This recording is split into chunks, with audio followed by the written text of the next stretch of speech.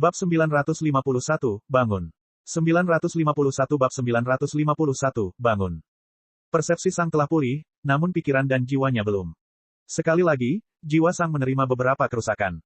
Untungnya, jenis kerusakan yang diterima Sang berbeda dengan saat jiwanya dikorbankan untuk entropi. Sementara entropi sepenuhnya memusnahkan jiwa Sang, luka yang disebabkan oleh mana kematian pada jiwa Sang dapat dipulihkan.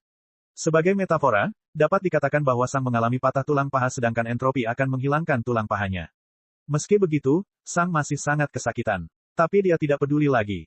Setelah merasakan begitu banyak kesakitan di dunia gelap, Sang tidak lagi mempedulikannya. Mengapa ada entropi di pikiranku? Sang bertanya ketika tubuhnya mulai melayang. Kaisar Petir menghela nafas ketika dia menyadari bahwa momen relaksasi singkatnya telah berlalu. Apakah kamu tahu seberapa besar bahayanya kamu? Dia bertanya. Aku tahu, kata Sang. Aku melawan mana kematian dan memahami konsep keluaran. Tanpa itu, aku mungkin sudah mati. Hal ini cukup mengejutkan Kaisar Petir, dan dia harus berkedip beberapa kali. Kamu melawan Deat Mana? Sang hanya mengangguk. Jadi, kamu sebenarnya tidak pingsan. Itu tidak sepenuhnya benar, kata Sang. Saya kehilangan sebagian besar ingatan saya dan terjebak dalam pikiran saya sendiri. Saya melawan Deat Mana di sana, tetapi saya berhasil beradaptasi dan mengkonsumsi Deat Mana. Kaisar Petir bersenandung sebentar sambil mengelus jenggotnya. Saya perhatikan kondisi Anda sudah agak stabil. Itu menjelaskannya. Sekali lagi, kenapa ada entropi di pikiranku? Ulang Sang. Fakta bahwa entropi ada dalam pikiran Sang memang menyusahkan. Pikiran hanya bisa diciptakan dengan mana. Entropi tidak mungkin menopang pikiran. Bahkan kekejian memiliki mana di dalamnya, dan mana itu yang terutama terlintas dalam pikiran mereka. Dari apa yang dipelajari Sang dan Kaisar Petir tentang entropi, mereka menjadi yakin bahwa entropi tidak mungkin bertindak sebagai pengganti mana dalam pikiran atau jiwa. Jelas, keduanya telah memikirkan kemungkinan entropi mampu menyembuhkan jiwa Sang. Tapi itu tidak ada gunanya. Meskipun mereka dapat membentuk mana menjadi bentuk apapun yang mereka inginkan, mereka tidak dapat membentuk entropi. Lebih tepatnya, mereka dapat membentuk kembali entropi, tetapi mereka tidak memiliki cara untuk mempertahankan entropi dalam bentuk itu. Seseorang membutuhkan banyak fokus, mana, dan pengetahuan untuk memaksa entropi tetap dalam bentuk tertentu, dan dengan pikiran yang digantikan dengan entropi, seseorang tidak dapat menggunakan fokus apapun tanpa kehancuran secara efektif. Seseorang tidak bisa menggunakan air untuk menampung air. Karena itu, kehadiran entropi di benak Sang menyusahkan. Aku harus melakukan sesuatu, kata Kaisar Petir. Mengapa? Sang segera bertanya. Kamu bilang kondisiku sudah stabil. Kaisar Petir mengangguk. Memang benar, tapi ada bahaya yang berbeda. Waktu, kamu sudah terlalu lama tidak sadarkan diri. Pikiran Sang terfokus pada Kaisar Petir. Berapa lama? Lebih dari 6.000 tahun. Kesunyian, lebih dari 6.000 tahun. Ini berarti Sang kini berusia hampir 19.000 tahun. Sang merasa seperti dia baru saja menjadi Raja Pedang, tapi sekarang, umurnya hanya tersisa 6.000 tahun lagi. Dan dia masih perlu memahami dua hal yang sangat sulit. 6.000 tahun kemungkinan besar tidak cukup. Aku harus membangunkanmu, entah bagaimana caranya, kata Kaisar Petir sambil menghela nafas. Kondisimu telah stabil lebih dari 800 tahun yang lalu, dan hanya membaik dengan sangat lambat. Jika keadaan terus seperti ini, kamu baru akan terbangun dalam 3.000 tahun lagi. Kupikir kamu lebih suka aku membangunkanmu dengan cara ini. Sang hanya mengangguk. Kamu berpikir dengan benar. Sang sudah memeriksa pikirannya dan entropi di dalamnya. Entropi mengaburkan pikiran Sang, membuatnya sulit untuk berpikir jernih, tetapi Sang sudah terbiasa dengan hal itu. Banyaknya rasa sakit, disorientasi, paranoia, kecemasan, amarah, dan kebencian yang terus-menerus membanjiri dirinya telah membuatnya terbiasa berpikir dengan pikiran kabur. Terlalu banyak hal yang terjadi pada tubuh dan pikiran Sang selama bertahun-tahun, dan siapapun yang menggantikannya pasti sudah meninggal. Bertukar tempat dengan orang lain sesaat saja akan menghancurkan mereka. Tapi ini normal bagi Sang. Menambahkan lapisan tambahan entropi kabur hampir tidak membuat perbedaan. Sang memperhatikan bahwa sebagian jiwanya juga bermandikan entropi, tapi itu tidak banyak. Namun, ada sesuatu yang mengejutkan dan membuatnya tertarik. Jiwanya belum kehilangan mana, namun masih ada entropi. Setiap kali Sang mencoba memasukkan mana ke dalam jiwanya, mana itu akan terserap atau ditolak olehnya. Mendorong mana ke dalam jiwa adalah cara penyihir meningkatkan realem mereka. Semakin banyak mana yang ada dalam pikiran seseorang, semakin kuat realem mereka. Namun, alih-alih meningkatkan volume jiwa, mana hanya meningkatkan kepadatannya. Karena itu, Sang tidak bisa begitu saja menambahkan mana untuk menumbuhkan kembali anggota tubuhnya. Itu meningkatkan statusnya, tetapi tidak menambah apapun. Namun, entropi ada di dalam jiwanya tanpa terserap atau ditolak. Itu ada di sana. Tentu saja, karena sifat entropi, jika Sang adalah manusia normal, pikirannya pasti sudah meledak karena terciptanya kehancuran. Tapi karena Sang adalah anak bencana, sebagian kecil dari pikiran dan keberadaannya terbuat dari entropi. Jiwa Sang masih terbuat dari mana, tetapi sedikit entropi pada dasarnya mengubah jiwa Sang menjadi sesuatu yang dapat berinteraksi dengan entropi tanpa meledak. Pada saat yang sama, Sang melihat berbagai retakan dan retakan yang menembus jiwanya. Sang memerlukan bahan-bahan mahal atau seseorang yang mengetahui konsep kehidupan untuk pulih dari cederanya, tapi itu seharusnya tidak menjadi masalah. Dia mendapat dukungan dari Kaisar Petir. Jika seorang kaisar tidak bisa mendapatkan sumber daya ini, siapa yang bisa? Setelah pulih dari luka-luka ini, pikiran Sang juga akan menjadi lebih jernih lagi, dan dia bisa menghilangkan entropi dari pikirannya, membersihkannya juga. Tapi kemudian, Sang punya ide. Pikiranku sudah keruh dan tidak fokus. Hal ini hampir tidak ada bedanya. Saya secara kasar dapat mengetahui cara memperbaiki kerusakan, yang memberi saya kesempatan unik untuk menyaksikan cara kerja jiwa saya. Karena pikiranku sudah bekerja dalam keadaan terluka ini, aku tidak bisa bunuh diri secara tidak sengaja jika aku menambahkan beberapa hal. Selama saya tidak menghapus atau mengubah hal-hal yang sudah ada, pikiran saya akan terus berfungsi. Sang melihat entropi dalam pikirannya. Jika saya dapat menemukan cara untuk memperbaiki pikiran saya dengan entropi, saya mungkin memahami konsep akhir entropi. Dan jika beruntung, aku bahkan mungkin bisa memperbaiki jiwaku. Babak 952, Rencana Abaddon. 952 bab 952, Rencana Abaddon. Sang telah kembali ke penghalang isolasinya. Untungnya, dia tidak perlu ikut berperang. Orang akan berpikir bahwa setelah 6.000 tahun tanpa Sang, kerajaan lain pasti sudah mendorong Lightning Manor kembali ke istana mereka. Namun, mereka tidak perlu melakukan itu lagi. Mengapa kekaisaran bertarung mati-matian melawan Lightning Manor? Itu karena Kaisar Petir begitu percaya diri pada seseorang sehingga dia mempertaruhkan mana mendiang Kaisar Kehidupan dalam turnamen untuk Raja Penyihir sementara Raja Kematian yang disucikan masih ada. Jika Lightning Manor berhasil merebut mana Kaisar Kehidupan dari Raja Kematian yang disucikan, Lightning Manor akan mendapatkan Kaisar Penyihir kedua. Bersama dengan Kaisar Petir yang sudah sangat kuat, mereka akan menjadi penguasa seluruh dunia. Jadi, untuk mencegah hal itu terjadi, mereka ingin memusnahkan Lightning Manor bersama dengan kartu as mereka. Tapi kartu truf mereka sudah mati. Tidak ada yang mungkin selamat dari ledakan apokaliptik Death Mana yang diisi dengan Concept of Exodus level 5. Ledakannya begitu dahsyat hingga menelan dan menghancurkan penghalangnya. Saking kuatnya, Kaisar Petir bahkan belum bisa mengeluarkan Sang sebelum membersihkannya. Jika dia mencoba hal seperti itu, mana kematian mungkin akan menyerang pikirannya, yang akan membuka peluangnya terhadap serangan kaisar lain. Ini adalah Death Mana dengan konsep Exodus. Menyentuhnya saja akan memancingnya untuk menyerang pikiran seseorang dan menimbulkan kekacauan di sana. Seseorang di alam puncak ketujuh tidak dapat bertahan dari hal seperti itu, bahkan jika mereka memiliki 6 indera roh. Jadi, mengapa menyerang Lightning Manor? Tidak ada alasan lagi untuk menyerang Lightning Manor. Selama Lightning Manor tidak berkembang, tidak akan ada masalah. Di masa lalu, waktu berada di pihak Lightning Manor, tapi sekarang waktu berada di pihak mereka. Sekitar 32.500 tahun lagi, Raja Kematian yang disucikan akan menjadi Kaisar Penyihir. Pada saat itu, bahkan Kaisar Petir pun mungkin tidak akan mampu melawannya lagi, dan beberapa level kemudian, bahkan pengarsip pun tidak akan mampu melawannya lagi. Tentu saja, kebangkitan Raja Kematian yang disucikan akan menimbulkan masalah yang berbeda, namun para kaisar telah sepakat bahwa dunia menginginkan Raja Kematian yang disucikan menjadi seorang kaisar. Beberapa orang percaya kematian raja yang disucikan akan menjadi semacam cobaan bagi mereka. Beberapa orang percaya dia akhirnya akan menyingkirkan kekejian. Dan beberapa orang percaya bahwa dia akan membunuh mereka begitu saja, tetapi mereka adalah minoritas. Dunia dengan cepat sedang dikuasai oleh kekejian, dan mereka membutuhkan seseorang untuk turun tangan. Masalah dengan kekejian telah menjadi begitu menyusahkan sehingga mereka bahkan rela mengambil risiko menjadikan Raja Kematian yang disucikan sebagai kaisar. Berbicara tentang Raja Kematian yang disucikan, Sang juga memikirkan alasan mengapa Abaddon meledakkan dirinya sendiri. Tentu saja, dia harus menunjukkan bahwa dia sebenarnya berusaha membunuh Sang, tapi dia juga bisa saja bertindak seolah-olah dia mencoba membunuh Sang tanpa benar-benar melukainya terlalu parah. Namun, Abaddon sebenarnya benar-benar melepaskan semua Death Mana di dalam tubuh yang dikendalikannya tanpa menahannya. Apakah semua yang dikatakan Abaddon tentang kerjasama itu bohong? Sejujurnya, Sang tidak yakin. Apa yang dikatakan Abaddon terdengar sangat meyakinkan dan logis, namun ledakan yang tiba-tiba juga sama meyakinkannya. Abaddon menyerang pada saat yang tepat, di tengah percakapan. Pada akhirnya, Sang tidak bisa sampai pada kesimpulan yang pasti, tapi dia punya tebakan yang bagus. Itu mungkin semuanya sekaligus. Jika dia berhasil membunuh Sang, dia akan menyingkirkannya. Jika Sang berhasil bertahan, dia akan membuktikan bahwa dia layak bekerja bersamanya.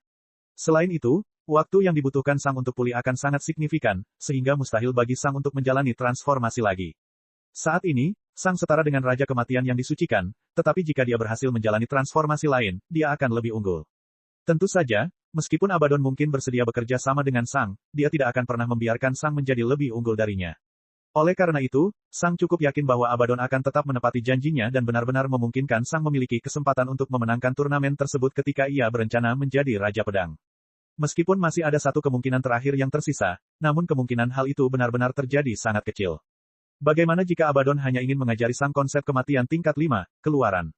Sedihnya, Sang tidak bisa menemukan jawaban pasti, tapi untuk saat ini, itu juga tidak terlalu penting. Ketika Sang kembali ke penghalang isolasinya, dia segera memanggil Raja Kekejian untuk mengubahnya menjadi entropi. Setelah itu, Sang terus bereksperimen dalam pikirannya, mencoba menemukan cara untuk menghubungkan bagian pikirannya yang rusak dengan entropi. Saat bereksperimen, Sang menyadari bahwa emosinya dengan cepat berubah ketika mencoba menghubungkan bagian-bagian pikirannya yang rusak.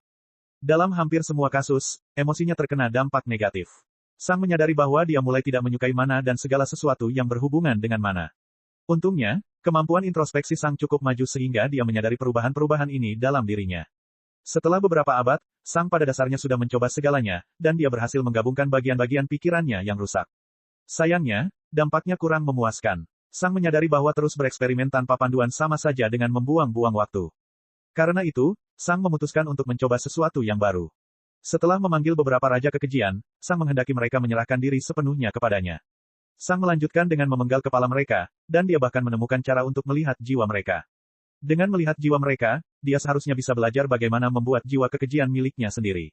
Sedihnya, ada beberapa bagian yang tidak memuaskan dalam pikiran seorang kekejian. Misalnya, mereka terlalu berpikiran sederhana, dan jika Sang memutuskan untuk berubah pikiran sesuai dengan apa yang dilihatnya, dia mungkin menjadi cacat mental. Meskipun demikian, Sang masih mempelajari beberapa hal menarik. Tapi sekarang, dia terjebak lagi. Bagaimana dia bisa mengetahui lebih banyak tentang semua ini? Dan pada akhirnya, dia mendapat satu ide, tapi dia tidak menyukainya. Aku perlu melihat jiwa Raja Kekejian. Babak 953, Raja Kekejian. 953 bab 953, Raja Kekejian. Sang hanya punya waktu sekitar 6.000 tahun lagi, dan dia tidak bisa membuang waktu. Ya, memanggil Raja Kekejian sangatlah berbahaya, dan bahkan mungkin membuka pintu bagi lebih banyak Raja Kekejian, tapi Sang bersedia mengambil risiko. Untuk mencapai kekuasaan tertinggi, tidak ada pengorbanan yang terlalu besar, dan tidak ada harga yang terlalu mahal. Aku akan memanggil Raja Kekejian, kata Sang. Tentu saja, karena ini adalah penghalang isolasi Kaisar Petir mendengarnya. Kaisar Petir tidak segera menjawab, dan keheningan berlalu selama 5 detik.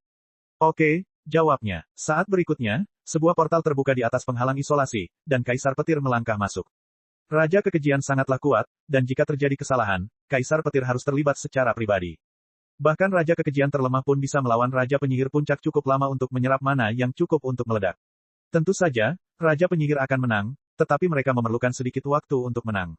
Ini berarti hanya Raja Penyihir Puncak terkuat yang bisa membunuh Raja Kekejian tanpa membuang waktu. Itulah sebabnya Kaisar Petir ada di sini. Tentu saja, Kaisar Petir masih menciptakan beberapa portal yang dapat memperluas indera rohnya sehingga dia tidak akan melewatkannya jika terjadi sesuatu yang penting. Kaisar Petir mengangguk ke arah Sang yang jauh, dan Sang balas mengangguk. Pikiran Sang terfokus pada bidang kekejian, dan dia dengan cepat menemukan kehadiran yang sangat kuat. Kehadiran yang dirasakan Sang hampir sama kuatnya dengan Raja Penyihir yang telah membuat Sang kehilangan kakinya. Jika Raja Kekejian ini menyerang Sang, hanya penjaga atau Kaisar Petir yang cukup cepat bereaksi.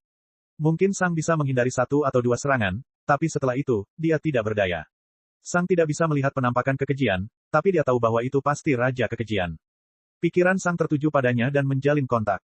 Begitu Sang merasakannya, wajahnya menjadi serius. Ada kemauan di dalamnya, keinginannya lemah, tapi pasti ada. Ini berarti Raja Kekejian tidak akan mengikuti perintah secara membabi buta seperti mesin tetapi sebenarnya memiliki kemampuan terbatas untuk membuat keputusan secara sadar. Jika kekejian biasa adalah semut, ini akan menjadi sesuatu seperti laba-laba. Ia tidak secerdas mamalia sebenarnya, tapi ia lebih cerdas daripada semut. Hal ini bisa menjadi masalah. Tapi tidak ada jalan lain.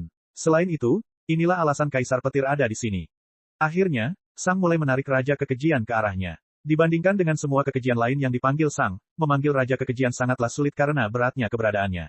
Sang bisa saja mengeluarkan kekejian dari dunianya seperti botol dari kotak, tapi Raja Kekejian bahkan lebih berat dari Sang. Sang bahkan harus meyakinkan Raja Kekejian untuk bergerak atas kemauannya sendiri. Sepertinya dia mencoba memindahkan seseorang yang setengah tertidur. Setelah beberapa menit, Sang dapat merasakan Raja Kekejian bergerak, dan ia perlahan bergerak menuju lokasi Sang. Seiring berjalannya waktu, Sang merasakan dunia di sekitarnya berubah. Segalanya menjadi lebih suram, dan dunia kehilangan warna. Di atas penghalang isolasi, 5 bola petir terkonsentrasi melayang di atas Kaisar Petir. Salah satu bola ini akan mampu membunuh Raja Penyihir Puncak dalam sekejap, dan kecepatannya tak tertandingi. Akhirnya, beberapa menit kemudian, bersinar, itu muncul di depan Sang. Ketika Sang melihat Raja Kekejian, dia menyadari beberapa hal. Sama seperti Abomination Lord, Abomination King ditutupi sisik hitam seluruhnya, dan memiliki 2 kaki Velociraptor.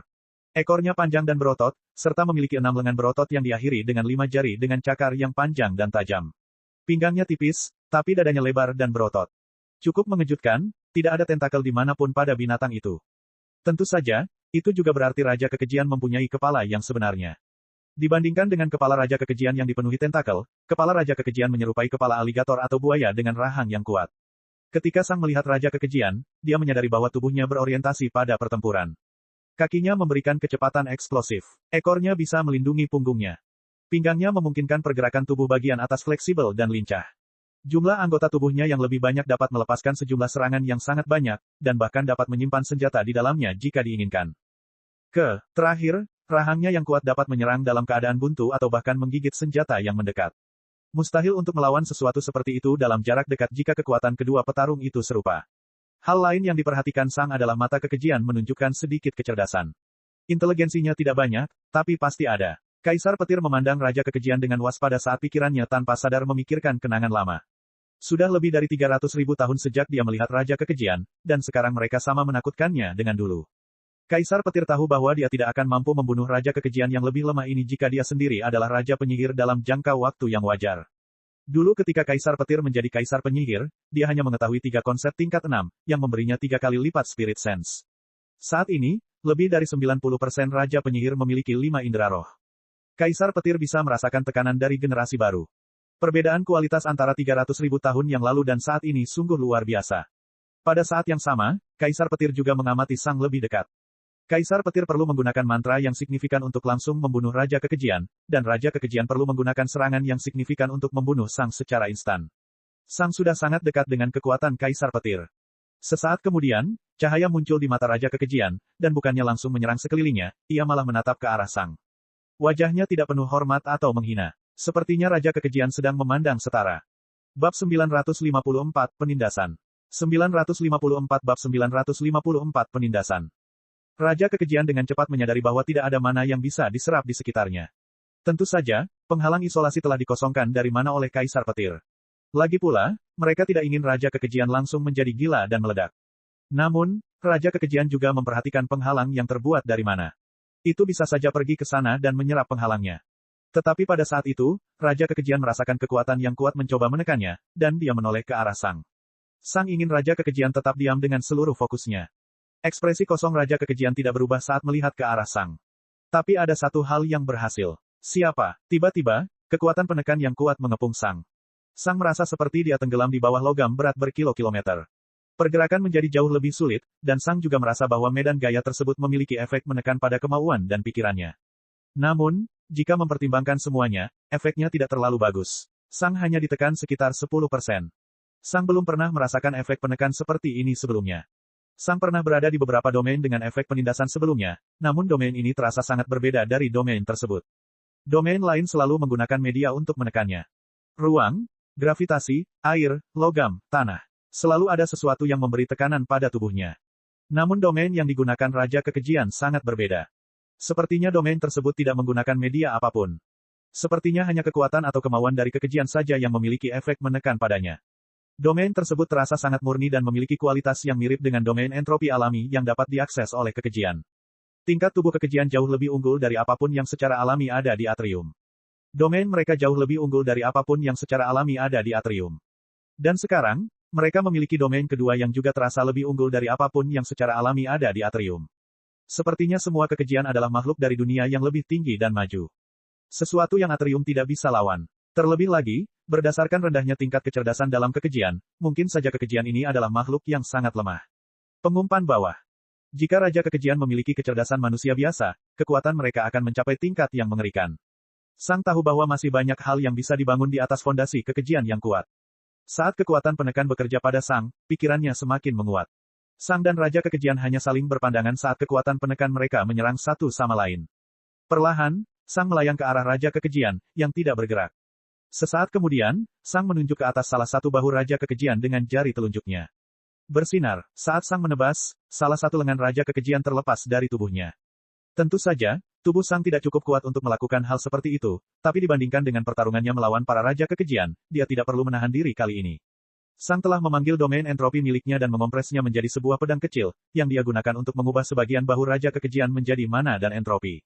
Sesaat kemudian, beberapa lengan ditembakkan ke arah Sang, namun berhenti hanya 1 meter darinya. Raja Kekejian tidak bisa menggerakkan cakarnya lebih dekat ke Sang karena kemauan keras yang ditunjukkan oleh Sang membuatnya hampir mustahil untuk menggerakkan tubuhnya. Lengan Raja Kekejian bergetar, tapi setelah setengah menit, lengan itu berhenti. Lengannya perlahan mundur kembali ke Raja Kekejian, gerakan mereka jauh lebih santai dari sebelumnya. Kemudian, Raja Kekejian perlahan menundukkan kepalanya. Sang telah melakukannya. Raja Kekejian sangat kuat sehingga bisa membunuh Sang lebih cepat daripada reaksinya, tapi tekadnya cukup kuat untuk menekan Raja Kekejian sepenuhnya. Secara teoritis, Sang dapat memerintahkan Raja Kekejian untuk terbang menuju salah satu dari 3 kerajaan lawan dan meledakkan wilayah mereka. Ledakan Raja Kekejian yang spesifik ini akan menjadi sekitar 20% lebih kuat dari ledakan yang digunakan Kaisar Petir terhadap Permaisuri Kematian. Jika terkena langsung, bahkan seorang kaisar pun bisa mati. Namun, Sang sebenarnya tidak bisa menggunakan kekuatan itu. Kerajaan lain akan segera membuang semua kepura-puraan dan menyerang Lightning Manor untuk membunuh Kaisar Petir. Selain itu, Sang bahkan tidak bisa memanggil lebih dari 1 karena butuh seluruh konsentrasinya untuk mengendalikan Raja Kekejian ini. Sang mendekati Raja Kekejian, dan dia ingin Raja itu menundukkan kepalanya lebih jauh. Sesaat kemudian, bagian atas kepala Raja Kekejian jatuh, dan Sang dapat melihat pikirannya. Dibandingkan dengan makhluk normal, kepala Kekejian tidak memiliki otak melainkan jaringan sulur hitam yang membingungkan.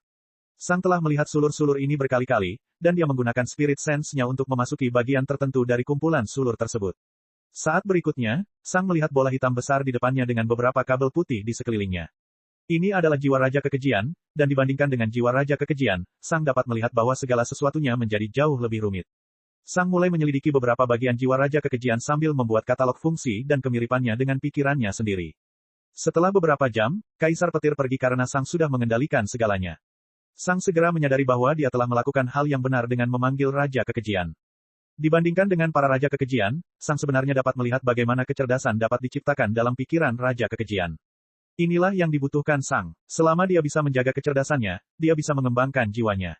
Dalam waktu dekat, Sang akan terus bereksperimen dengan Raja Kekejian yang berbeda. Sang tahu, ada kemungkinan realistis bahwa dia bisa mendapatkan kembali anggota tubuhnya. Bab 955, Naluri dan Kesadaran. 955 Bab 955, Naluri dan Kesadaran. Sang terus bereksperimen dengan Raja Kekejian yang berbeda selama lebih dari 2000 tahun. Terkadang, dia akan mengubah sesuatu pada Raja Kekejian yang secara efektif akan melumpuhkan mereka, membuat eksperimen lebih lanjut menjadi tidak valid. Namun di lain waktu, Sang juga berhasil meningkatkan kecerdasan Raja Kekejian. Salah satu dari mereka bahkan berhasil belajar berbicara. Melalui banyak eksperimen, Sang berhasil memahami apa yang membuat Kekejian menjadi cerdas, dan dia dapat mengubah Raja Kekejian baru menjadi Raja Kekejian dengan sangat cepat. Sayangnya, ada satu hal yang tidak dapat diperbaiki oleh Sang.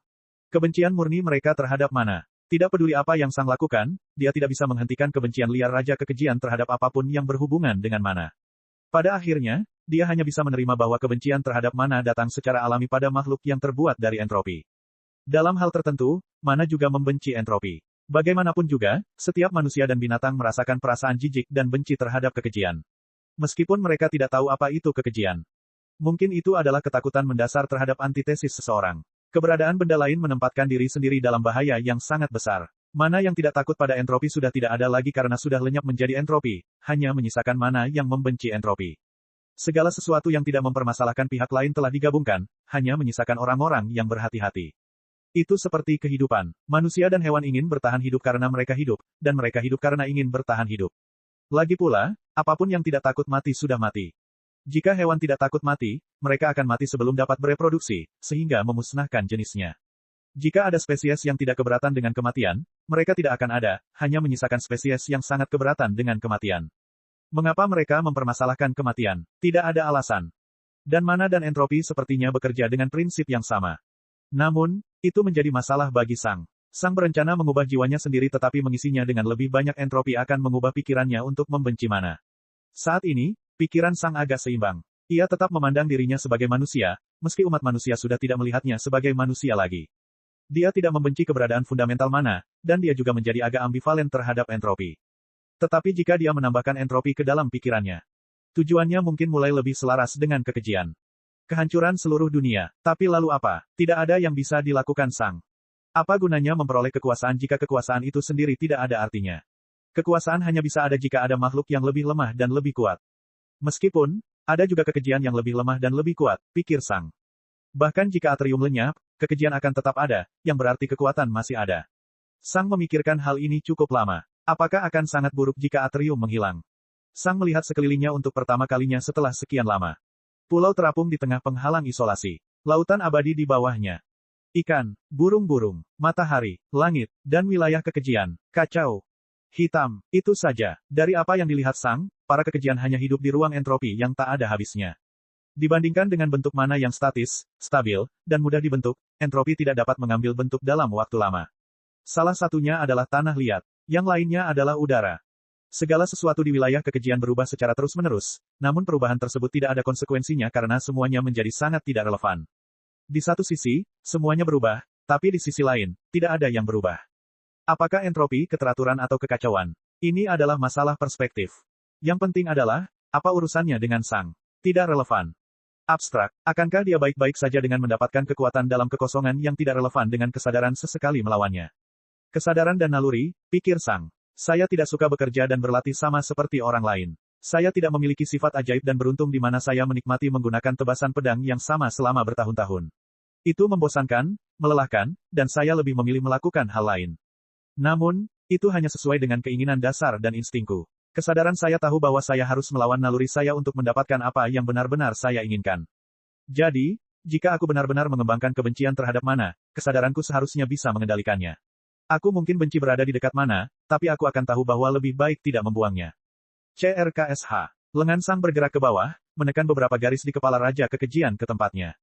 Sesaat kemudian, kejernihan muncul di mata Raja Kekejian, dan matanya bergerak ke kiri dan ke kanan dalam kebingungan. Siapa kamu? Sang bertanya. Raja Kekejian memandang Sang dengan bingung. Ia tidak tahu di mana itu atau apa itu. Aku tidak tahu, kata Raja Kekejian dengan kebingungan. Mengapa kamu ada? Sang bertanya. Raja Kekejian tidak menjawab saat matanya melihat ke tanah. Pertanyaan apa ini? Kenapa tidak ada jawabannya? Apa itu? Kenapa ada di sini? Siapa saya? Sang bertanya. Raja Kekejian memandang Sang. Saya tidak tahu, jawabnya. Saya Sang, kata Sang. Sang, ulang Raja Kekejian dengan kebingungan. Pada saat yang sama, Sang merasakan garis pikiran Raja Kekejian berubah. Selama ini, tangannya masih menempel di kepala Raja Kekejian yang terbuka. Sang sedikit mengubah beberapa baris. Siapa saya? Sang bertanya lagi. Kamu Martin. Raja Kekejian menjawab dengan percaya diri. Dari mana kamu mendengar nama Martin? Sang bertanya. Raja Kekejian ingin menjawab dengan percaya diri, tetapi tidak dapat menemukan jawaban. Tunggu, dari mana dia mendengar nama Martin? Teringat Martin pernah mengatakan bahwa dia adalah Sang. Jadi, kenapa dia Martin? Sang memindahkan beberapa baris lagi dalam pikiran Raja Kekejian. Siapa kamu? Sang bertanya. Saya Alex, kata Raja Kekejian. Saat itu, Sang mengerutkan alisnya. Alex, dia mengulangi. Bab 956, Alex. 956 bab 956, Alex. Pada saat itu, Sang merasakan sedikit sakit kepala muncul di benaknya. Alex, ulang Sang. Sakit kepala menjadi lebih kuat, tetapi Sang hampir tidak merasakan perbedaan apapun. Sesaat kemudian, Sang memasuki pikirannya sendiri dan melihat jiwanya. Alex, Sang melihat mana bergegas menuju titik tertentu di jiwanya, yang dikelilingi oleh awan entropi. Begitu mana mencapai tempat itu, ia bersentuhan dengan entropi dan berubah menjadi kehancuran, yang menghancurkan sebagian jiwa Sang. Namun, kerusakannya disembuhkan dengan sangat cepat karena mana dan entropinya hanya sedikit. Sang tidak begitu yakin dari mana asalnya. Lagi pula, dia belum memikirkan entropi ini. Sang mengulurkan tangannya ke arah awan entropi dan mengeluarkannya dari pikirannya. Sesaat kemudian, mana mengalir ke tempat yang ditempati entropi, dan ingatan baru muncul di kepala Sang. Saya Alex, kata Sang dengan sadar. Setidaknya, aku adalah diriku yang dulu. Alex, saat Sang mengulangi nama lamanya, dia teringat pada bumi. Dia pernah menjadi petarung MMA. Dia pernah berjuang melawan kecanduan dan depresi. Dia pernah bekerja di toko kelontong. Betapa biasa-biasa saja. Betapa membosankan. Sungguh tidak berarti. Apa gunanya memiliki pekerjaan yang bagus ketika seseorang masih terjebak bekerja di bawah orang yang lebih bodoh dan lebih lemah? Apa gunanya memiliki perusahaan besar ketika seseorang masih perlu menenangkan mitranya, pelanggan, dan masyarakat? Apa gunanya menjadi diktator raksasa dan berkuasa ketika seseorang masih perlu takut akan pemberontakan atau negara lain yang mencoba membunuh mereka? Apa gunanya menjadi penguasa dunia ketika seseorang pada akhirnya masih terserang penyakit seperti kanker atau serangan jantung? Pada akhirnya, apa perbedaan antara seorang pengemis yang meninggal sendirian pada ulang tahunnya yang ke-20 dan seorang miliarder kaya dan bahagia yang berusia ratusan tahun? Kehidupan mereka berbeda, tetapi setelah kematian, semua orang tetap sama. 100 tahun terakhir kehidupan miliarder telah kehilangan semua nilainya karena mereka kini setara dengan pengemis. Apa perbedaan antara seorang pembunuh massal dan seorang dermawan yang sekarat? Setelah kematian, tidak ada yang penting. Penyimpanan juga tidak masalah. Ingatan akan keberadaan seseorang akan hilang pada suatu saat, yang akan membuat mereka setara dengan orang lain juga. Selain itu, seseorang bahkan tidak akan bisa menghargai dan merasakan bagaimana hal itu dikenang selama ribuan tahun. Bagaimanapun, seseorang sudah mati, dan orang mati tidak memiliki perasaan. Jika seseorang buta, tuli, dan dikelilingi oleh orang-orang, tidak menjadi masalah apakah orang-orang tersebut meneriakinya atau menangisinya. Orang buta dan tuli tidak akan merasakan perbedaan. Tidak ada gunanya, pikir Sang dengan rasa jijik dan acuh tak acuh. Hidup di bumi adalah pengalaman yang sia-sia dan menyedihkan. Kamu bisa mati terhadap banyak hal, dan kamu pasti akan mati dengan sangat cepat. Ya, aku bisa hidup selama aku kuat. Jika aku mati, aku akan mati karena aku tidak cukup kuat. Dewa hanya akan mati karena kecerobohannya sendiri karena dia tidak membunuhku. Dia bisa dengan mudah mencegah kematiannya di masa depan. Alex, ya, pikir Sang. Sungguh keberadaan yang menyedihkan, lemah, dan tidak relevan. Mengingatmu sudah terlalu menghargai dirimu. Sang mengabaikan bagian baru dari ingatannya dan kembali bereksperimen pada Raja Kekejian. Dia hanya secara tidak sengaja menggunakan Alex sebagai nama, dan sakit kepala ringan yang diakibatkannya mengingatkan Sang akan kepribadian lamanya. Hal itu tidak berdampak pada keberadaan Sang. Setelah terus bereksperimen dengan spesimen ini selama beberapa minggu, Sang akhirnya melumpuhkan pikirannya sehingga tidak dapat digunakan lagi. 1000 tahun kemudian, Sang selesai bereksperimen dengan Raja Kekejian untuk saat ini. Sebaliknya, dia mengubah fokus pada pikirannya sendiri. Dengan keahlian dan pengetahuan Sang saat ini, dia dapat mengubah sebagian pikirannya dengan cukup percaya diri. Setidaknya dia tahu persis apa yang tidak bisa dia ubah, mana yang lebih penting. Setiap kali Sang memutuskan untuk mengganti sebagian pikirannya yang terbuat dari mana dengan yang terbuat dari entropi, Sang menuliskan semua informasi yang relevan sebelum mengubahnya. Kemudian, dia akan membandingkan informasi tersebut dengan informasi yang dia rasakan. Seringkali, tidak ada yang berubah, namun terkadang, ada sesuatu yang berubah secara dramatis. Namun, ketika Sang semakin banyak berubah, dia melihat beberapa perubahan yang lebih halus mulai terjadi. Benar saja, pendapat Sang tentang mana telah berubah, dan dia merasa sedikit jijik terhadap apapun yang menyentuhnya yang terbuat dari mana. Namun, Sang mengetahui perubahan ini, dan dia tahu bahwa kesadarannya lebih penting daripada nalurinya. Jadi, Sang terus mengubah beberapa hal. Akhirnya, Sang menyadari bahwa menjadi sangat sulit untuk menahan keinginan untuk menghancurkan semua mana dengan domain entropi miliknya. Itulah batasnya, pikir Sang. Saya membutuhkan mana di dalam pikiran saya karena mana mewakili kesadaran. Jika mana terlalu sedikit, naluri entropi akan mengambil alih, yang pada dasarnya akan mengubahku menjadi kekejian lainnya. 70% entropi, iya. Jadi, itulah batas atasnya. Lebih dari itu, dan kurasa aku tidak bisa mengendalikan diriku lagi. Sang memandang seluruh dunia dengan kebencian dan rasa jijik. Dia telah mengelilingi dirinya dalam penghalang yang sangat tipis dari domain entropi miliknya, yang membuat tubuhnya tidak menyentuh mana apapun. Dia hanya merasa terlalu jijik dengan mana yang menyentuh tubuhnya. Aku benar-benar tidak mengerti mengapa ada orang yang peduli dengan keberadaan dunia menjijikkan ini atau tidak, tapi aku telah berjanji pada diriku sendiri bahwa aku akan berubah pikiran kembali untuk diisi dengan mana sebelum aku membuat keputusan penting apapun. Jadi, Sang melakukan hal itu. Dia mengalihkan pikirannya kembali ke komposisi lama, dan pendapatnya berubah dengan sangat cepat. Menarik sekali, pikirnya. Dan sekarang, aku merasa, tanpa dunia ini, hampir tidak ada artinya menjadi kuat ketika aku ingin menghancurkannya beberapa saat yang lalu. Namun, tidak semuanya seburuk itu, pikirnya sambil melihat bagian tertentu dari jiwanya. Bagian yang mengendalikan empati. Anehnya, saya masih punya satu. Saat Sang berinteraksi dengan bagian itu, dia menyadari bahwa bagian itu menjadi aktif setiap kali dia berpikir untuk menghancurkan atrium. Perasaan adalah kelemahan. Empati adalah kelemahan. Aku bisa saja menghapusnya. Tangan Sang terulur ke bagian jiwanya itu. Haruskah saya? Bab 957, Masalah Tersembunyi. 957 Bab 957, Masalah Tersembunyi. Sang tergoda untuk menghapus bagian jiwanya itu. Namun setelah beberapa detik, dia memutuskan untuk tidak melakukannya. Menghapus sesuatu berbeda dengan mengubah sesuatu. Saya tidak sepenuhnya yakin bagaimana bagian pikiran saya ini menentukan tindakan saya. Saya harus menunggu. Sang terus bereksperimen pada pikiran dan jiwanya selama 1000 tahun berikutnya. Saat ini, Sang telah memperoleh penguasaan yang sangat mendalam atas jiwanya sendiri, dan hampir semua ujiannya berhasil. Satu-satunya masalah adalah Sang masih tidak bisa memperbaiki masalah ketidaksukaan entropi terhadap mana. Tidak ada jalan lain untuk mengatasi hal ini. Jika saya ingin mengubah tubuh saya perlu mengubah jiwa saya, dan mengubah jiwa saya akan mengubah pikiran dan kepribadian saya, pikir Sang. Umur panjang hanya tersisa 2000 tahun. Saya harus bergabung dalam turnamen dan mempersiapkan mana saya ketika saya menjadi Raja Pedang. Saya tidak harus langsung menyerap mana setelah memenangkan turnamen. Untungnya, turnamen ini hanya berlangsung beberapa tahun lagi, dan Sang dapat dengan mudah bergabung. Aku akan mengikuti turnamen berikutnya, Sang menyampaikan pesannya kepada Kaisar Petir. Menurutku ini juga saat yang tepat untuk mengikuti turnamen ini, jawab Kaisar Petir. Dua raja penyihir meninggal karena usia tua dalam 1000 tahun terakhir, yang berarti turnamen berikutnya memiliki ruang untuk dua pemenang. Aku akan mengirimkanmu bersama dengan salah satu Thunder milikku. Sayangnya, Mage Lord terbaru kita dengan Spirit Sense 5 kali lipat belum siap. Sang hanya mengangguk. Katakan padaku kapan dan kemana aku harus pergi. Tentu saja, jawab Kaisar Petir. Bersiaplah untuk berangkat sekitar 10 tahun lagi. Sang baru saja memutuskan hubungan dan mulai fokus pada tekniknya.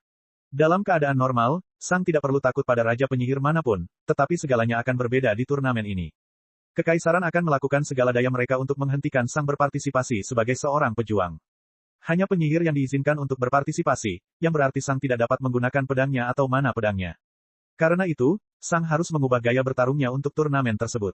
Akhirnya, tiba waktunya, dan Kaisar Petir muncul di dalam penghalang isolasi Sang. Kaisar Petir mengangguk ke arah Sang. Turnamen akan diadakan di depan Istana Penghakiman. Kapanpun turnamen diadakan, perang dihentikan. Sang hanya mengangguk kembali. Sesaat kemudian, Kaisar Petir menghubungi orang lain yang akan bergabung dengan Sang. Seorang pria jangkung dengan rambut putih muncul di depan Sang. Begitu pria itu melihat Sang, alisnya berkerut, tapi kemudian, seringai muncul di wajahnya. Sang, kata Agon Sky Thunder. Senang bertemu denganmu. Agon, kata Sang tanpa emosi. Agon tertawa kecil. Ya, ini aku. Terkejut. Apa kamu pikir hanya kamu yang bisa mengejutkan orang? Sang tidak menjawab untuk beberapa saat. Kaisar Petir terkejut karena keduanya benar-benar mengenal satu sama lain. Dia tahu bahwa aku adalah anak bencana, tiba-tiba Sang berkata. Mata Kaisar Petir dan Agon terbuka karena terkejut. Tapi sebelum ada di antara mereka yang bisa mengatakan apapun, Sang mengatakan sesuatu. Pastikan dia tidak memiliki semacam brankas yang akan mengungkap rahasiaku segera setelah dia mati. Mata Agon membelalak, tapi itu sudah terlambat. Sang mengaktifkan domain entropinya, dan Agon berubah menjadi ketiadaan. Ekspresi Kaisar Petir berubah menjadi pahit dan tak berdaya, tapi dia melakukan apa yang dikatakan Sang dan memeriksa kerajaannya. Sesaat kemudian, lingkaran sihir yang terkubur di bawah tempat acak di Lightning Manor dihancurkan oleh Kaisar Petir. Kaisar Petir telah menganalisis lingkaran sihir. Itu adalah lingkaran ajaib yang akan mengirimkan pesan ke beberapa orang lainnya. Tentu saja, Kaisar Petir telah mengetahui orang mana yang ingin dihubungi Agon dan membunuh mereka. Selain itu, Kaisar Petir memperhatikan bahwa sinyal telah meninggalkan tubuh Agon ketika dia meninggal, tetapi karena mereka berada di dalam penghalang isolasi, sinyal tersebut mati begitu saja. Bisakah kamu memperingatkanku lain kali? Kaisar Petir bertanya sambil menghela nafas. Sang hanya mengangguk tanpa berkata-kata. Sang ingin membunuh Agon begitu dia melihatnya di awal perang. Namun, masalahnya adalah Sang tahu bahwa Agon tidak bodoh. Sang yakin Agon telah menyiapkan semacam pengaman jika Sang membunuhnya. Terlebih lagi, saat itu, status Sang belum sebanding dengan statusnya saat ini. Banyak pertanyaan akan muncul setelah Sang membunuh salah satu penyelamatnya secara acak. Tetapi dengan kehadiran Kaisar Petir, semua persiapan Agon menjadi sia-sia. Setelah sekian lama, Sang akhirnya berhasil menyingkirkan bahaya tersembunyi ini. Bagaimana aku akan menjelaskan hal ini kepada Wester? Kaisar Petir merenung sambil menghela nafas. Bagaimana hubungannya dengan penjaga? Sang bertanya. Agon adalah muridnya, kata Kaisar Petir sambil menggaruk bagian belakang kepalanya tanpa daya. Meskipun dia hanya berhasil mendapatkan 4 kali lipat Spirit Sense, dia sebenarnya hampir berhasil memahami konsep tingkat 6. Dalam milenium berikutnya, dia mungkin sudah memahaminya. Sedihnya, umurnya hanya tersisa sekitar 1600 tahun, dan dia tidak mau mengambil risiko dengan menunggu turnamen terakhir. Jika semuanya berhasil, dia mungkin akan menjadi raja penyihir dengan 5 sense roh. Itu berisiko, tapi peluangnya tetap ada. Kaisar Petir menghela nafas lagi. Wester sama sekali tidak akan menyukai ini. Katakan saja padanya aku yang melakukannya, kata Sang. Itulah kebenarannya. Kaisar Petir masih tidak menyukai situasi ini, tapi tidak banyak yang bisa dia lakukan. Bagaimanapun juga, perbuatannya telah dilakukan, dan dia juga percaya bahwa lebih aman bagi Agon untuk mati karena dia tahu bahwa Sang adalah anak bencana. Untungnya, Agon belum memberitahu Wester tentang identitas Sang. Kalau tidak, Wester pasti sudah memberitahu Kaisar Petir tentang hal itu. Sepertinya kita harus berangkat sendiri, kata Kaisar Petir tanpa daya. Kupikir Agon punya peluang kecil. Sayangnya, hanya dia satu-satunya. Membawa Thunder lagi bersama kita hanya akan membuat mereka mati di turnamen. Sang hanya mengangguk. Sesaat kemudian, Kaisar Petir menghubungi Permaisuri Kematian. Dia membutuhkan izinnya untuk memasuki Istana Penghakiman. Permaisuri Kematian langsung menyetujuinya dan tanpa masalah apapun. Di masa lalu, Kaisar Petir mengira kali ingin mempersulitnya, tapi sekarang tidak lagi. Sang sudah memberitahu Kaisar Petir tentang rencana Raja Kematian yang disucikan. Kali adalah bagian dari rencana itu, yang berarti mereka diam-diam bersekutu. Kaisar Petir bukanlah orang yang paling suka membasmi seluruh atrium, tapi karena Raja Kematian yang disucikan tidak akan membunuhnya, dia tidak terlalu menentang gagasan itu lagi. Selama Kaisar Petir bisa meninggalkan dunia, dia bisa menerima perkembangan seperti itu. Sebenarnya itu cukup lucu. Seluruh perang dimulai dengan Kaisar Petir membunuh suami Kali dan membunuh dua raja penyihirnya.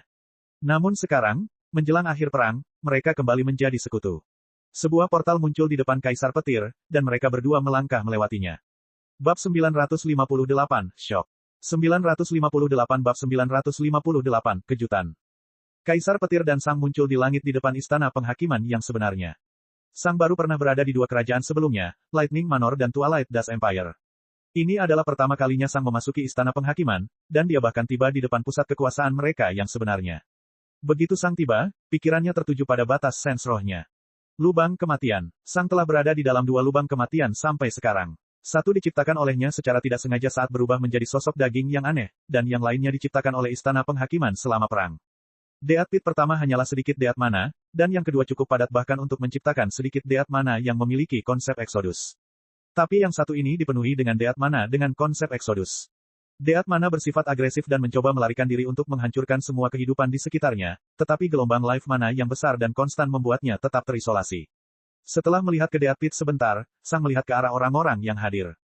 Mereka berdua bukanlah orang pertama yang tiba, dan Sang juga bertemu kaisar lainnya untuk pertama kalinya dalam hidupnya. Para kaisar pernah muncul di sekitar Sang di masa lalu, tetapi mereka selalu berada terlalu jauh darinya. Spirit sense-nya belum cukup besar untuk benar-benar melihatnya. Tapi sekarang, dia bisa. Tentu saja, orang pertama yang langsung terlintas dalam persepsi Sang adalah wanita muda dengan rambut hitam, bibir hitam, dan jubah hitam. Dia dikelilingi oleh deat mana dalam jumlah yang tidak nyata. Tentu saja, dia menoleh ke belakang ketika dia melihat Sang menatapnya. Matanya abu-abu dan hampir tak bernyawa. Rasanya seperti mayat menatap Sang tanpa emosi. Namun, Sang masih bisa merasakan kekuatannya yang mustahil. Meskipun Kaisar Petir merasa seperti seorang kaisar yang baik hati dan agung, dia merasa seperti jurang hitam tak berdasar. Tentu saja, ini adalah Kali, permaisuri kematian. Mengambang di bawahnya adalah dua wanita dengan rambut hitam, tapi Sang tidak merasakan bahaya datang dari mereka. Ya, mereka adalah pemimpin penyihir puncak yang sangat kuat, tetapi mereka hanya memiliki 4 indera roh. Namun, mereka berdua sama terkesannya dengan Sang yang tidak terkesan. Keduanya telah hidup selama lebih dari 20.000 tahun, namun mereka masih gagal menyembunyikan keterkejutan dan ketakutan mereka. Kita harus ingat bahwa, sama seperti Sang belum pernah melihat kaisar, semua raja penyihir musuh dan yang lebih lemah belum pernah melihat Sang karena alasan yang sama. Indra roh mereka belum cukup besar untuk melihatnya. Dan meskipun permaisuri kematian tampak mengesankan, penampilan Sang sedikit lebih menakutkan. Kain putih berdarah yang menutupi badan, kepala, dan lengan. Terlebih lagi, aura Sang terasa kuat dalam segala hal yang tidak boleh digambarkan sebagai kuat.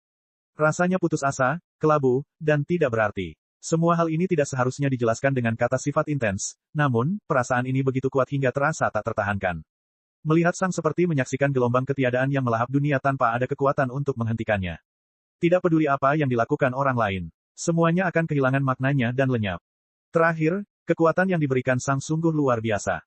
Faktanya, kedua raja penyihir merasa aura Sang bahkan bisa dibandingkan dengan beberapa raja penyihir lemah yang pernah mereka lihat.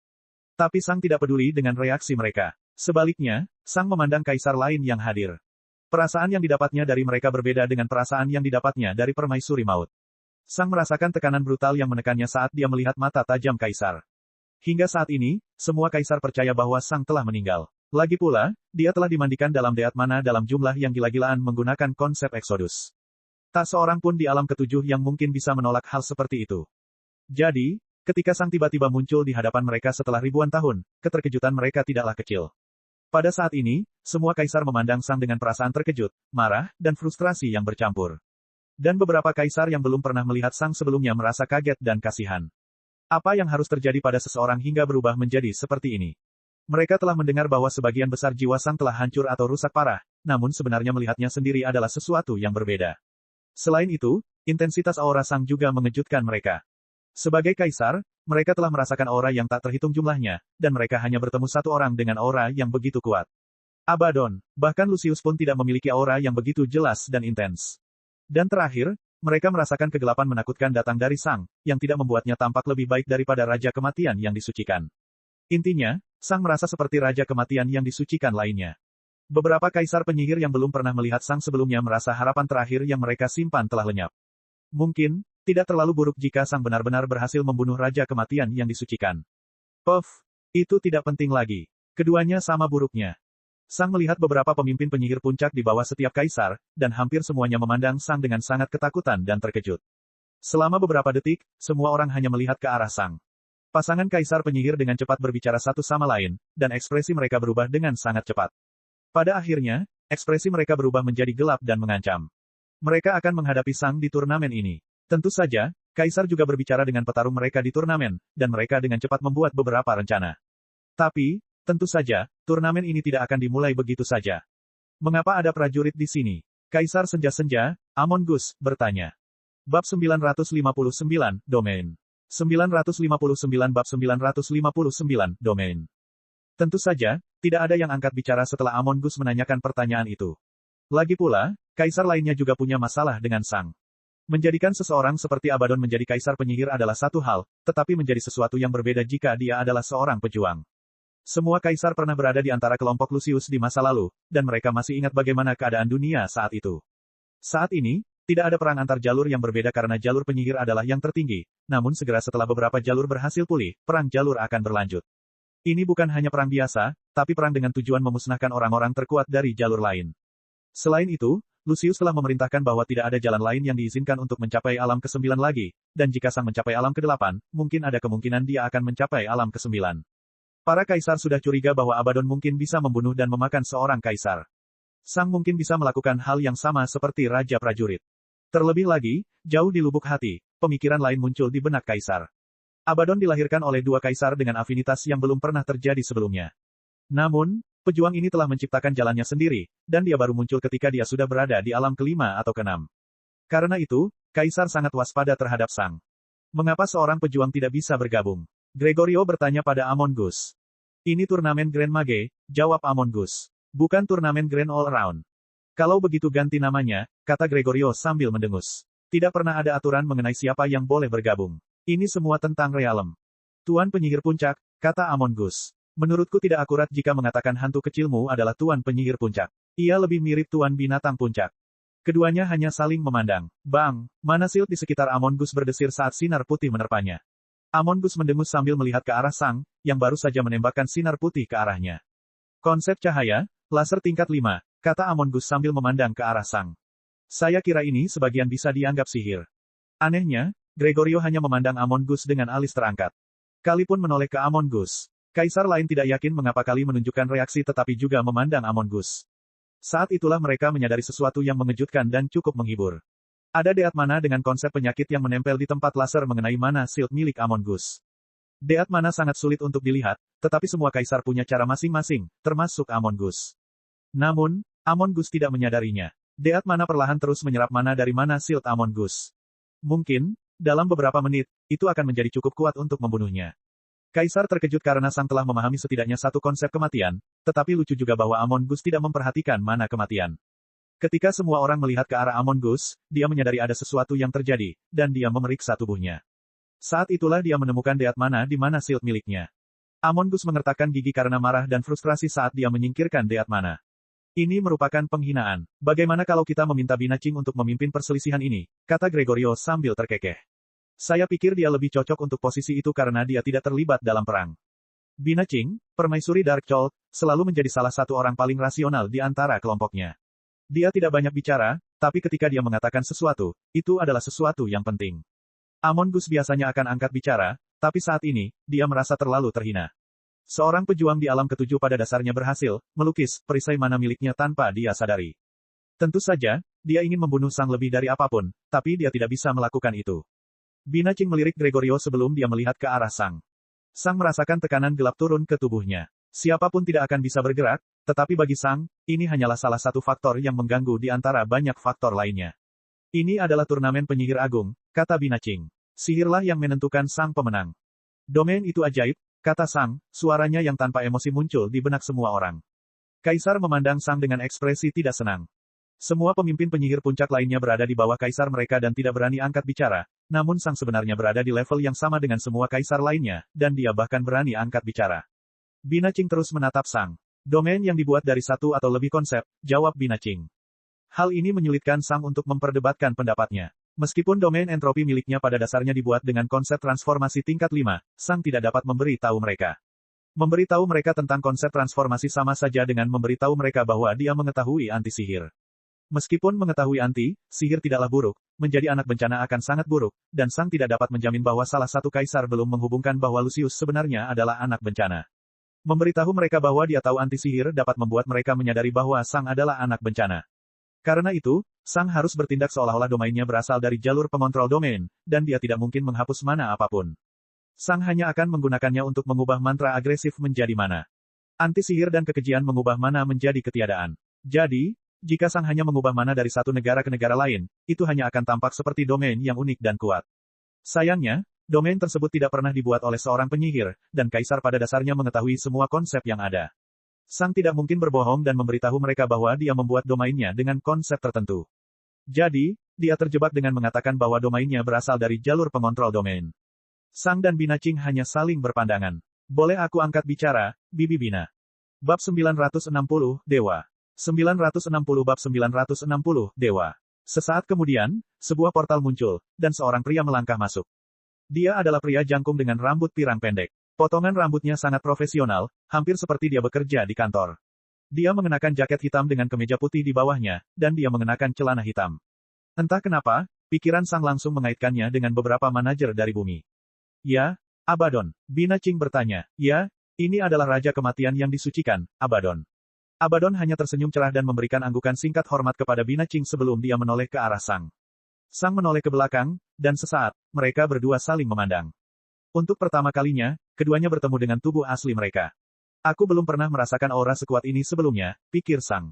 Meskipun dia telah bersiap, dia masih terkejut dengan intensitas aura Abaddon. Aura Abaddon berwarna kuning hangat. Dia merasa seperti orang yang baik dan baik hati. Namun, itu hanya di permukaan saja. Jauh tersembunyi di dalam aura yang kuat adalah ketiadaan putih. Itu hampir seperti lubang putih yang mencoba bertindak seperti matahari yang hangat. Tapi sangat sulit untuk benar-benar melihat penyamarannya. Tentu saja, aura Sang terasa sama kuat dan brutalnya dengan aura Abaddon, namun Abaddon telah merasakan aura Sang sebelumnya. Saya pikir kita harus memberinya kesempatan, kata Abaddon. Para kaisar segera mengerutkan alis mereka. Jangan salah paham, Abaddon dengan cepat berkata sambil tersenyum tak berdaya sebelum kaisar manapun dapat angkat bicara. Saya tidak mengatakan bahwa turnamen ini tiba-tiba diperuntukkan bagi para pejuang atau jalur apapun yang menurutnya akan ia lalui. Saya mengatakan bahwa kita harus mengizinkannya berkompetisi tetapi tanpa senjata atau mana senjatanya. Kaisar memandang Abaddon dengan skeptis. Maksudku, Abaddon melanjutkan sambil tertawa kecil, jalur tidak harus eksklusif, kan? Aku punya tubuh yang cukup kuat, dan aku seorang mage. Aku juga bisa menggunakan beberapa domain yang tidak memiliki kekuatan, aku tidak bergantung pada lingkaran ajaib. Kamu berbeda, sela Brutus Caesar. Anda telah menciptakan cara yang benar-benar baru untuk menggunakan domain, dan Anda melakukannya dengan mengekstrapolasi domain, bagian terkait dari konsep. Itu berbeda dari domain biasa. Tentu saja, Paman Brutus, kata Abaddon, tetapi saya menggunakan semacam metode reduktif untuk membuat domain saya. Bisa dibilang, domain saya bahkan tidak menggunakan satu konsep pun, dan seperti yang kita semua tahu, sihir didasarkan pada konsep. Saya tidak tahu apakah dia memiliki domain, tetapi berdasarkan kekuatannya, kemungkinan besar dia memilikinya. Domain adalah domain. Menurut pendapat saya, jika kita melarang domainnya, kita harus melarang setiap domain. Kaisar tidak senang dengan kata-kata Abaddon. Saya tidak setuju, kata Bina Qing. Kami tidak harus melarang setiap domain, hanya domain Anda saja. Ekspresi Abaddon tidak berubah. Kalau begitu, aku bukan seorang mage. Bina Qing perlahan menggelengkan kepalanya. Kau tahu persis apa yang ku maksud. Tidak, kamu benar, kata Abaddon. Aku bukan seorang penyihir. WHOOOOM. Tiba-tiba, semua orang ditelan oleh semacam domain tak berbentuk. Namun, domain tidak melakukan apapun. Itu hanya mengelilingi semua orang, tapi tidak berpengaruh pada siapapun. Itu seperti satu lapisan realitas yang tumpang tindih dengan lapisan lainnya. Namun, para raja penyihir merasa seperti mereka telah meninggalkan atrium dan memasuki dunia yang berbeda. Terlebih lagi, mereka mulai terjatuh tanpa bisa berbuat apa-apa. Kaisar menyipitkan mata. Retakan, kenyataan di sekitar kaisar pecah, membuatnya tampak seperti mereka melayang di dalam celah di langit. Para kaisar juga menghentikan kandidat mereka agar tidak kalah. Jelaskan, desak Bina Qing dengan dingin, sikap tenangnya hilang. Baru saja, kaisar sebenarnya merasa terancam. Domain itu terasa sangat berbahaya bagi mereka. Domain yang disucikan, kata Abaddon sambil mengangkat tangan kanannya sambil tersenyum. Inti dari kekuatanku. Aku tidak menggunakan mantra, saya memaksakan konsep dunia ke dunia itu sendiri. Saya tidak memerlukan kuas atau diagram untuk memaksakan kehendak saya pada dunia. Aku menghendakinya, dan dunia pun melakukannya. Domainku tidak menggunakan konsep, dan aku tidak menggunakan mantra. Aku bahkan tidak menggunakan fokus atau senjata serupa. Saya bukan seorang penyihir. Kesunyian. Tidak ada yang menyangka Abaddon akan membela Sang. Terlebih lagi, perkataan Abaddon sebenarnya masuk akal. Cara mereka mendefinisikan sihir membuat Abaddon tidak mungkin dimasukkan sebagai penyihir. Dia bukan seorang penyihir, pikir Sang. Baru saja, ketika dia merasakan domainnya, dia merasakan perbedaannya. Cara Abaddon menggunakan kekuatannya bahkan tidak ada hubungannya dengan sihir lagi. Tanpa mantra, hanya konsep murni yang diterapkan pada dunia di sekitarnya. Sepertinya dia mengendalikan dunia itu sendiri. Sang hanya pernah melihat kekuatan seperti itu dari satu orang sebelumnya. Dia adalah dewa. Dia mungkin belum menjadi dewa sejati, tapi dia sedang berjalan di jalan Tuhan. Tuhan adalah satu-satunya makhluk yang dapat menggunakan cara langsung untuk melepaskan kekuatannya. Lucius adalah dewa penyihir, betapapun singkatnya masa pemerintahannya. Lucius masih seorang penyihir. Abaddon bukan lagi seorang penyihir. Dia sedang dalam perjalanan untuk menjadi dewa, dan jika dia mencapai level itu, dia akan menjadi dewa murni, dewa sejati. Saya kira Lucius tidak berhasil mencapai level seperti itu. Pada awalnya, Kaisar mengira Abaddon hanyalah seorang pelawan. Tapi sekarang, mereka menyadari bahwa dia benar. Dia bukan seorang penyihir. Dia mungkin awalnya adalah seorang penyihir, tapi sekarang, dia tidak seperti penyihir manapun yang pernah mereka lihat atau temui, termasuk Lucius. Keheningan beberapa detik berlalu. Dia benar, kata Nifra Preston, permaisuri Deep Steel.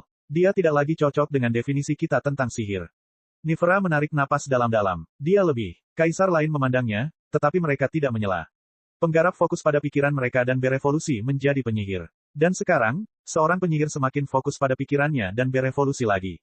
Mungkin inilah yang nantinya akan menjadi penyihir. Jalan penyihir yang disempurnakan. Cek cek cek cek cek cek cek. Rakan-rakan kultivator sekalian, sebelum retret, sila terus berkultivasi untuk jurus subscribe, like, share dan komentar agar sekte novel Sadim terus berkembang pesat.